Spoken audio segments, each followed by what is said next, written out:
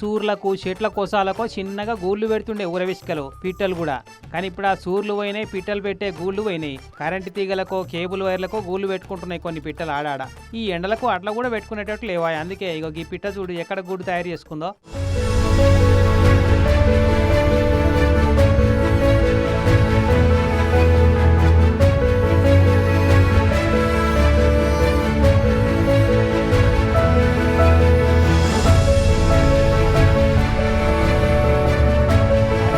మంచిగా స్కూటీ ముంగటి భాగంలో ఉండే ఈ బాక్సుల గూడు పెట్టి గుడ్లు కూడా పెట్టినట్టుందిగా. అలానే ఇక పొదుగుతున్నట్టుంది.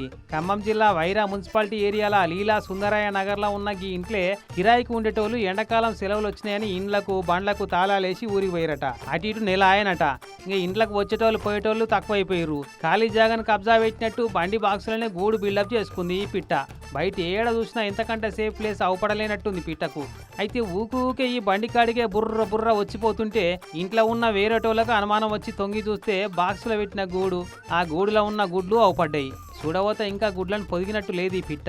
కానీ సెలవులేమో దగ్గర పడబట్టే. మరి బండ్లో పెట్టిన పిట్ట కూడా తీయకుండా పిల్లలు అయ్యేదాకా ఆగుతారా, పని ఉందని తీసి పక్కకు పెడతారా? జర పిల్లలు అయ్యేదాకా బండిని తీయకుండా రమ్మా అని కోరుకుంటున్నారట ఈ పిట్ట గూడును చూసిన వాడకట్టు అమ్మలక్కలంతా.